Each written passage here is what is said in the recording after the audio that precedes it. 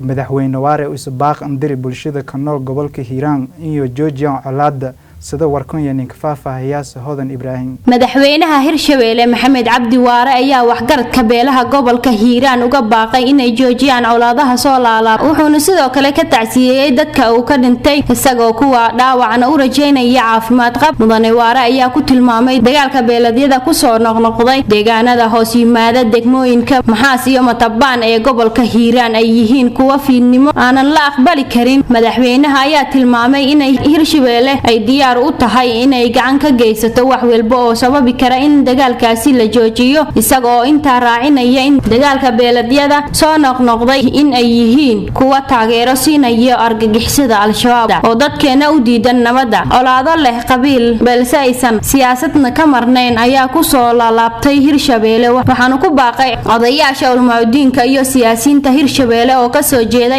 inay u istaagaan joojinta colaadahaas uu yiri madaxweyne Waare ayaa ku baaqay inay xabadaha la joojiyo si shuruud la'aan ah wixii ay dhinacyadu isku hayaan si nabad ah lagu dhameeyo wuxuuna sidoo kale soo jeediyay in beelaha ay diratu ka dhaxayso inay isku sheegtaan tabashadooda dabadeedna ay ka raali galiyaan waxyaabaha ay kala tabanayaan madaxweynaha Hirshabeelle Maxamed Cabdi Waare ayaa sheegay inay soo arkeen dhibaatooyinka ay ololaadu ay leedahay balse loo baahan yahay in laga wada shaqeeyo nabadda Hodan Ibrahim Maxamed JTV Baydhabo